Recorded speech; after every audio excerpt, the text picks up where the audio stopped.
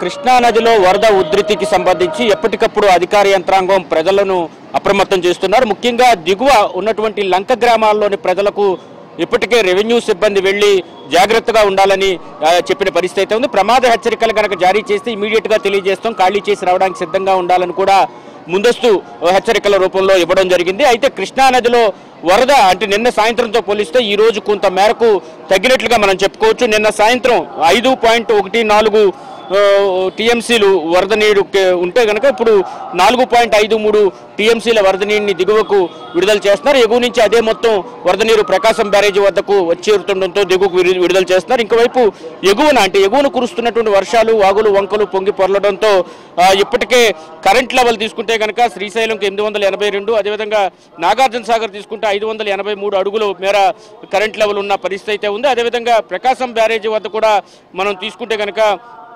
ప్రకాశం barrage వద్ద కూడా ప్రస్తుతం కొంత మేరకు వరద ఉధృతి ఎక్కువగానే ఉందని చెప్పుకోవచ్చు. 58.05 అడుగుల నీటి మట్టం ప్రస్తుతం ప్రకాశం బ్యారేజీ ఉంది. 3.07 అంటే గరిష్ట నీటి నిల్వ సామర్థ్యానికి ప్రకాశం బ్యారేజీ మనం చేరుకుందని చెప్పుకోవచ్చు. ఒకవైపు 45 ప్రజెంట్ సిచ్యువేషన్ ప్రస్తుతం 4,53,805 క్యూసెక్ల నీటి ఎగువ నుంచి వస్తూ ఉంటే ఆ మేరకు దిగువకు మొత్తం గేట్లన్నీ కూడా ఎత్తి వదిలిపెడుతున్న పరిస్థితి అయితే ఉంది. మనం ఇప్పుడు చూడొచ్చు, ఇక్కడి నుంచి ప్రకాశం బ్యారేజీ గేట్లన్నింటినీ కూడా ఎత్తి కిందకు దిగువకు నీళ్లు వదులుతున్న దృశ్యాలను కూడా మనం చూడొచ్చు.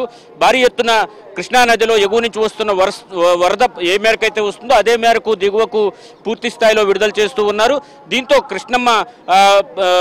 కృష్ణమ్మ మరింత పొంగి పొరలుతున్న పరిస్థితి అయితే ఉంది. మరోవైపు ఎగువన వర్షాలు కొంత మేరకు తగ్గుముఖం పట్టడంతో నిన్నటితో పోలిస్తే ఈ రోజు కొంత మేరకు వరద తగ్గినట్టుగా మనం భావించాల్సి ఉంటుంది.